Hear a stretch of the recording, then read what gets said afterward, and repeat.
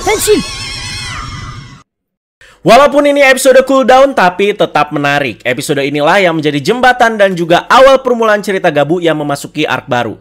Untuk yang kemarin, poster saga barunya juga sudah dibahas lengkap, langsung upload hari itu juga. Jadi jangan pada lupa, pada nonton juga semuanya ya, karena memperlihatkan juga secara resmi final form Gabu pertama kali yang officialnya. Jadi buat hari ini, langsung aja kita bahas Kamen Rider Gabu episode 29. Kalau kalian cek ke bagian opening, memasuki arc baru, ada beberapa bagian yang diubah juga di openingnya. Seperti sudah adanya Boka dan Lisele Jardak, terus juga Gabu sudah beraksi bareng sama si Valen dan juga si Fram. Dan juga ada Lakia yang udah mulai joget sedikit nih ya, bareng si Bang Yanto, Soma, sama si Sachika. Setelah momen kekalahan Kenzo Suga aka Kamen Rider Break di debutnya Valen Frappe Custom, kita langsung disuguhi dengan time skip 1 bulan lamanya. Asli, Anda juga cukup kaget guys ya. Tiba-tiba time skip sebulan. Ya syukur nggak tiba-tiba setahun 3 tahun gitu ya. Tapi momen-momen selama sebulan ini tuh ada apa aja diceritakan di sini. Lebih ke momen-momen happy dan yang terjadi setelah kejadian kemarin aja guys ya. Nah, dimana soal ini perlu karena dari kemarin ya berasa stres banget gitu ya sama cerita Gabu yang terbilang cukup kelam, kagak ada happy-happynya sama sekali, banyak momen sedih, banyak twist dan vibes-nya yang thriller banget. Ini stres dalam artian bukan ceritanya itu nggak rame guys ya, tapi kayak ada tekanan gitu di ceritanya.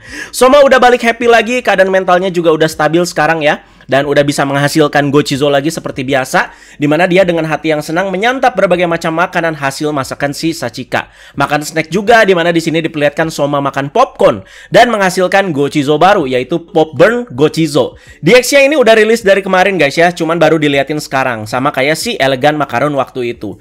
Labnya Kenzo Suga sekarang kosong, dan yang tinggal di sana sekarang Laki ya dong ya. Jadi dia sudah mengambil base musuh guys. Bang Yanto juga mampir lagi ke sini ya buat ketemu sama Lakia dan mengucapkan terima kasih karena udah minjemin beltnya agar bisa tercipta Frastam Gear satu lagi. Sama Bang Yanto itu dikasihnya batu. Itu bungkusan batunya bagus banget ya, udah kayak bingkisan kue mahal. Soal Bang Yanto dan Lakia ini ketika mereka bekerja sama atau tidak nantinya berarti udah nggak jadi masalah lah guys ya. Relasi mereka juga aneh yakin bakalan baik-baik aja. Dimana cueknya Lakia yang bikin kesel Bang Yanto ya itu juga jadi sisi lucunya lah ya. Gak cuman ke Lakia, tapi Bang Yanto juga ngasih kue ke Dente Ojisan sebagai rasa terima kasih juga karena sudah menciptakan Frastam Gear. Diceritakan juga 3 Kamen Rider saat ini yaitu Gabu, Valen, dan Fram tetap membasmi Granyuto yang menyerang manusia seperti biasa. Momen-momen diceritain gini emang vibes-nya jadi berasa kayak udah tamat serialnya ya. Jadi itulah dia momen-momen selama 1 bulan time skip-nya. Jeep kembali lagi di episode ini. Dia itu masih luntang-lantung pasca kematiannya Shita. Kali ini dia itu ada di dunia Granyuto. Udah stres, depresi, bahkan terpikirkan mengakhiri hidupnya dalam rangka nyusul si Shita. Disinilah Jeep bertemu dengan Lisele Jardak, anak dari presiden dunia Granyuto. Bahkan kita juga diliatin si Lisel ini sempat mampir ke dunia manusia dengan karakteristik masih kayak seperti anak kecil ya. Sepertinya dia juga suka sama hal-hal yang serem nih ya. Terlihat ketika ngelihat poster zombie gitu, dia itu malah seneng ya. Nah, Stomach Family dengan Stomach Company-nya lagi sibuk ngomongin omset dan juga penjualan perusahaan mereka. Ketika Rango menanyakan rencana untuk mengalahkan Aka Gabu ke si Nyelf, Nyelf bilang belakangan ini dia itu masih sibuk. Di sini Rango menatap Nyelf dengan tatapan curiga. Kita juga pasti curiga, sibuknya sibuk apa nih? Karena jelas setelah kekalahan Kenzo Suga, Nyelf itu bilang kan, sisanya serahkan semuanya padaku sambil tersenyum picik di akhir. Jadi ada siasat lagi yang sedang direncanakan sama Nyelf seorang diri. Setelah tadi luntang-lantung, Jeep kembali lagi menampakkan batang hidungnya dengan muka songongnya di hadapan kakak-kakaknya ini. Semuanya biasa aja, nggak kaget-kaget amat. Karena ya memang nggak diperhatiin ya si Jeep ini ya. Tetapi ketika si Jeep ini juga membawa si Lisel dan mengutarakan keinginannya untuk menikahi si Lisel, baru dah pada kaget itu ya. Ini juga untuk memenuhi keinginan Rango yang ingin Jeep dan Shita itu menikah sama orang yang kaya kan katanya. Awalnya pada nggak tahu Lisel itu siapa. Bahkan Tante Grota aja mau ngelawan si Lisel ini gitu ya. Jadi pak adu-adu songong ya. Tapi semua itu pada ciut ketika bapaknya datang, yaitu si Boka Jardak. Sebelumnya Boka Jardak masuk ke Stomach Company juga agak seenaknya. Katanya itu harus pakai izin guys ya. Udah ditahan-tahan sama beberapa agen juga. Tapi dengan gampangnya Boka itu menghancurkan para agen-agen ini. Berarti di sini kita itu tahu si Boka ini lumayan kuat nih ya. Bahkan mungkin lebih kuat dari Rango kali ya. Semuanya itu langsung pada ngasih hormat dan tunduk ketika Boka Jardak itu datang. Boka menyinggung soal adanya keberadaan dunia lain selain dunia Granyuto di sini. Ya apalagi kalau bukan dunia manusia, guys. Dimana Boka juga agak kecewa karena yang tahu soal akses ke dunia manusia ini tuh cuman Stomach Company aja. Granyuto lain itu nggak tahu, bahkan presidennya aja di sini nggak tahu, guys. Stomach Company ini kan punya akses dalam rangka untuk menculik manusia buat bahan pembuatan dark snack kan ya. Nah, ngomongin soal dark snack, Boka juga tertarik akan hal ini karena udah keluar dari mulut presiden seperti ini, mau nggak mau ya si Ranggo itu ya harus ceritain semua tentang ini. Bahkan Ranggo juga disuruh cariin villa buat si Lisel di dunia manusia. Ini Ana nonton ketawa ketibu-ibu loh, asli guys ya, jujur. Ranggo yang lebih sering kita lihat sebagai antagonis harus tunduk gitu ya di hadapan sosok yang lebih tinggi kedudukannya dibandingkan dia. Nah, ini yang Ana maksud pas bahas poster kemarin, guys. Jadi antagonisnya saat ini juga dapat tekanan dari pihak lain untuk semakin membuat ceritanya itu menarik dan ruang lingkupnya itu semakin luas. Ngelihat Boka yang muncul di sini, Ana ngelihat dia itu seorang pemimpin yang cukup punya wibawa. Tapi di suatu waktu dia juga bisa lawak, guys ya. Jadi nggak seserius itu. Karakternya itu nggak seserius si Ranggo yang Anda lihat. Sementara Lisel ya seperti itu. Masih seperti anak-anak dan gampang tertarik dengan sesuatu. Boka Jardak disuarakan oleh Hiroki Yasumoto. Sementara itu Lisel diperankan oleh seorang aktris berusia 15 tahun. Bernama Elena Kamata. Boka dalam bahasa Portugis atau Italia berarti itu mulut. Dan Zardak dalam bahasa Slavia berarti lambung. Jadi thank you ya yang udah nambahin soal ini di pembahasan kemarin. Info berguna banget itu ya. Di sini Ranggo dan Grota curiga ke Nyeov. Sebelumnya kan kok bisa gitu. Lisel yang bukan orang Stomach Company tapi pakai mimiki dan pakai wujud manusia. Oh ternyata Nyeov sebelumnya yang bantuin si Lisel ini. Nyeov juga di sini nggak mau katanya ya, karena si Lisel ini kan anak presiden gitu, masa ditolak permintaannya. Nah, apakah Jeep yang ingin dinikahkan sama si Lisel itu benar-benar kemauan dia dan karena cinta? Tidak juga, guys. Nggak pakai lama dijelaskan juga alasannya di episode kali ini. Sebelumnya, Mimi Keishita yang udah retak dan lagi dikenang sama Jeep mau diambil paksa sama si Lisel. Di sini Jeep itu baru tahu kalau Lisel itu anak presiden, guys. Makanya dia memanfaatkan kesempatan ini untuk balas dendam ke kakaknya, yaitu si Ranggo, dan juga mengalahkan si Soma. Udah deh, dari sini si Jeep itu membeberkan beberapa rahasia perusahaan dan juga info-info lainnya ke si Lisel. Makanya tiba-tiba si Boka juga jadi tahu sebanyak itu gitu ya, dan tertarik soal dunia manusia dan juga dark snack. Katanya makanan unik di sini disebutnya dark snack. Lisel dapat mimiki dari Nyeov, dan berarti kalau dia udah mampir ke dunia manusia, ya udah dikasih tahu juga soal pintu yang bisa ke dunia manusia, entah itu dari si Nyeov ataupun dari si Jeep juga ya. Jadi ya, Jeep itu nggak bener-bener cinta guys ya, tapi karena emang pengen balas dendam. Nggak tahu kalau Liselnya mungkin emang beneran cinta gitu ke si Jeep ya. Kalau dijabarkan lagi secara singkat ya ada alasan lah kenapa Jeep itu benci gitu sama kakak-kakaknya sampai mau balas dendam seperti ini. Dari kecil ya kurang dapat perhatian, pas ultah juga sampai kayak ditinggal kan, cuman ya happy birthday, beres gitu ya, gua ada kerjaan. Terus tiba-tiba Ranggo juga punya rencana buat nikahin Jeep sama orang kaya biar bisnisnya itu tetap lancar. Bukan karena kasih sayang guys ya, biar bisnisnya jadi perusahaannya nomor 1. Nah ini berasa dibalas gitu sama si Jeep. Nah ini kan kemauan lu, gua nikah sama orang yang kaya. Tapi ketika ini kejadian, si Ranggonya kayak merasa tertekan guys ya.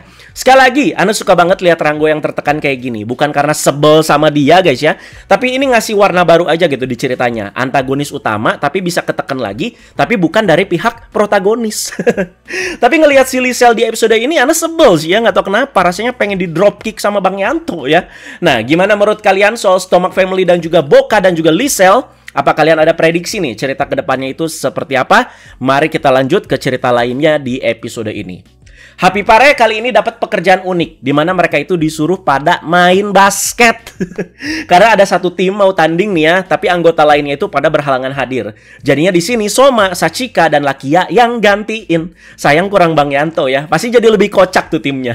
Bagian ini kita ambil lucu-lucuannya aja guys ya, di mana ya Lakia diperlihatkan ternyata jago banget nih main basketnya, udah kayak Derukawa lah di Slam Dunk ya.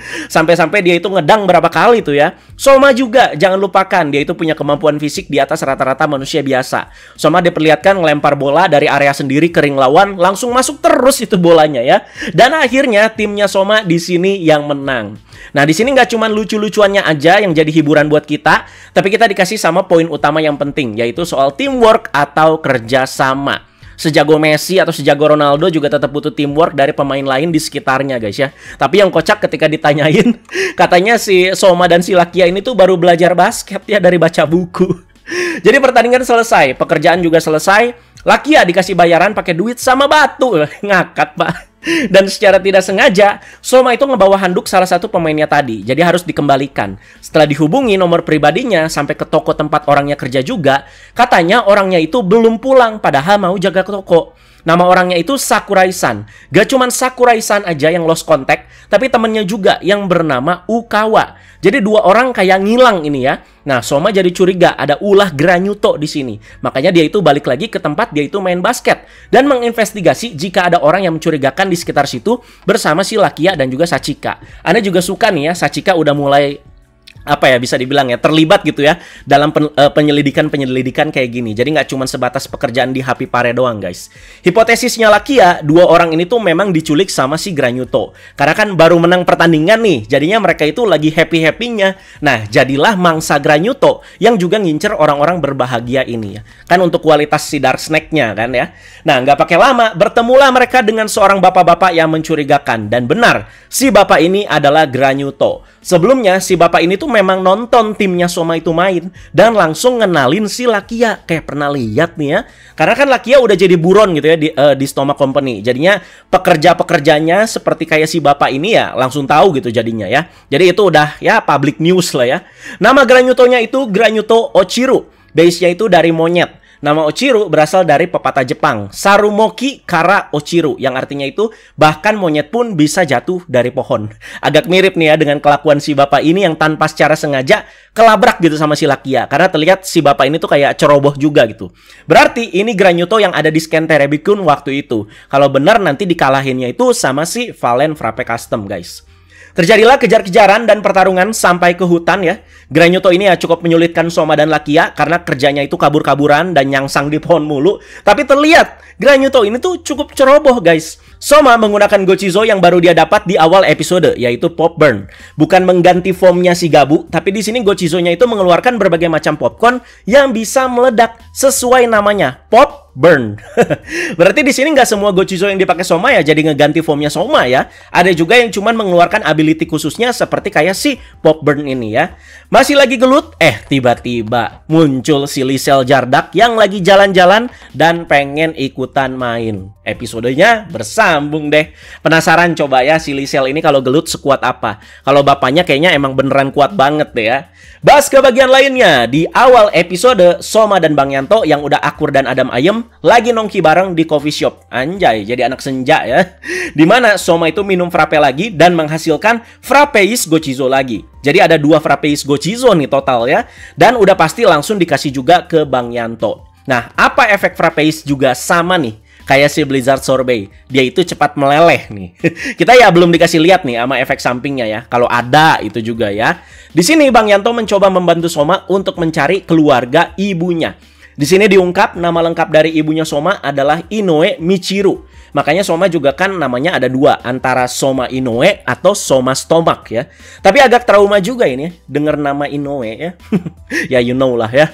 Ada kemungkinan nih keluarga ibunya Soma ini tuh masih ada dan mau coba dicari.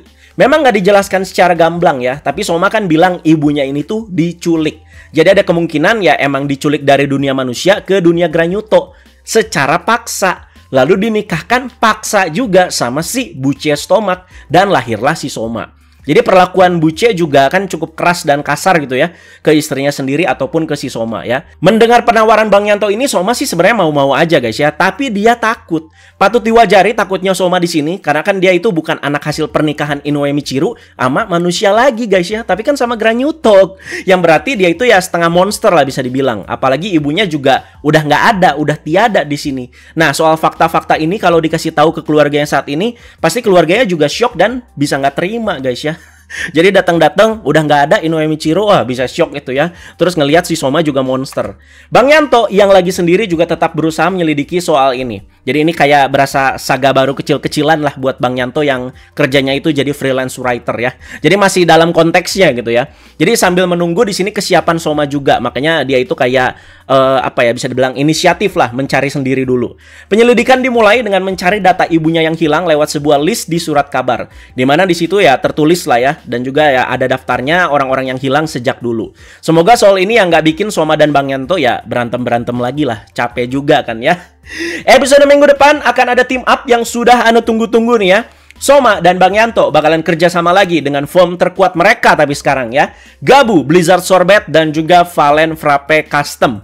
Dua rider dengan kemampuan utama S. Pasti GG ini kombinya ya. Soalnya sejauh ini juga kerja sama mereka itu selalu oke punya. Jadi pastinya ditunggu banget guys. Ya udah guys, begitu aja pembahasannya. Terima kasih banyak yang sudah menonton sampai habis. Silakan kita omongin poin-poin penting dari episode ini. Jadi banyak tuh ya, dari Stomach Family, dari si Lisele sama si Boka ya. Dan juga tadi teman-temannya lawan si monyet Granyuto tadi ya. Ya itu sih sebenarnya sampingan aja sih. Anda lebih tertarik sekarang sama si Lisel Boka sama si Stomach Family ini ya. Happy aja gitu ya nonton saganya ya, ngelihat si Rango tertekan ya. Karena ini ngasih warna baru sekali lagi di ceritanya si Gabu. Gitu aja guys. Mari kita penuhkan kolom komentar di video kali ini. Teman-teman jangan lupa like, share, juga subscribe. Bye bye.